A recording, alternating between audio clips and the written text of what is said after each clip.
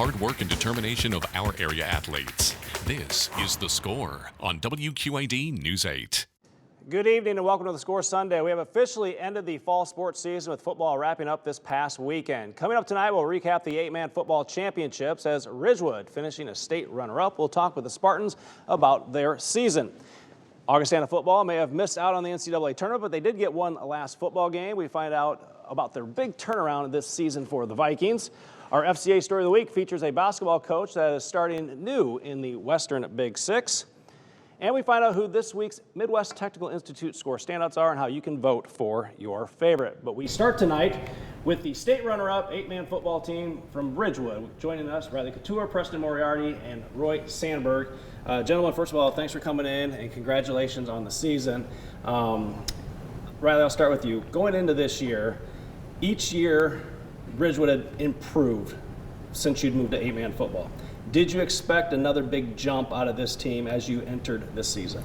Well, yeah, last year we fell short in the quarterfinals, so I thought this year we would come in better, improve with the little things and just come in and execute. And I felt like with the way Coach Elder was rolling with this year, the motivation he had to get here, which is being a good teammate and going around and knowing what you're supposed to do, and I think that's what helped us get to the state championship. Preston, was there a game or moment during this season, early in the year even, that you realized, hey, this team is pretty good and we do have a good shot at making a nice run this year? Yeah, so I would say the game was against Amboy. We only lost by 6. I mean, of course, they were the state champs. But we did pretty well. We did the little things, like Riley said. We executed pretty well, and we did pretty good. Talk about the fundamentals of this team, because a lot of people see 8-man football and they're like, how the heck does that work? It's just a few less players on the field, but take me through the basics of an 8-man game as far as like lining up and things of that nature, Roy.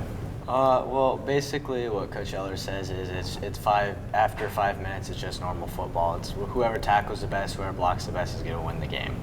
And Coach Eller went through all the fundamentals on who tackles the best, who blocks the best, and they're going to win the football game. So it just basically just boils down to playing football, right? Is that how? Yeah. Is that? And that's a great way of putting it, because most people think, oh, it's 8-man football. The only thing is it's a little bit narrow. The field's narrow, but you're still playing on a 100-yard field. Well, you guys get to the state championship game, and we don't want to labor on it too much, but you're state runner-up. I mean, yeah, that stings, that hurts a little bit, but is it kind of set in that, yeah, you are a state runner-up too? Yeah, I mean, when we went into this game, we thought, man, maybe we got a chance, but maybe we didn't really. Kind of disappointing, but I mean, I'm pretty proud of these guys, and I'm happy to say that my last year we got runner-up with these guys. They mean a lot to me. You guys are the second team to ever do that in Ridgewood, Cambridge history, whichever way you want to look at it. 2005, Cambridge went to the 11-man state championship and finished second that year. Does that mean something to kind of etch your name in that football lore as far as Ridgewood and Cambridge? Yeah, so around Cambridge, the 2005 team is known for a lot of things. Like every time they come in, like a store or something, everyone congratulates them. So just to be like next to them, it's amazing. Did you and do you feel that way? Like you guys deserve that, and maybe next year, you being a junior, give you a little bit more motivation for next year even? Yeah, I agree 100%. Now that I have a taste of what state championship feels like, I just want more. I think when we talked to, it might have been Taylor after the game, he mentioned, or even Coach Elder might have mentioned, Amboy was in the same situation you guys were last year, and they had a lot of guys coming back.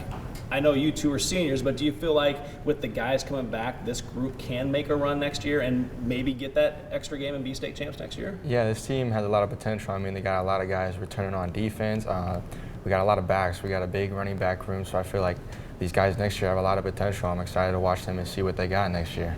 Is there a game out there that you're going to remember outside of that state championship game? Because that's fun. Yeah, you lost to whatever, but it was still fun to be in it. But is there another game out there you're like, yeah, that was a cool moment? I would say Martinsville. That was like the roughest but funnest game out there. I mean, it was a nail biter. I mean, it came down to we won by like 2 points. It was super close. Yeah, you scored the 2-point conversion? Yeah.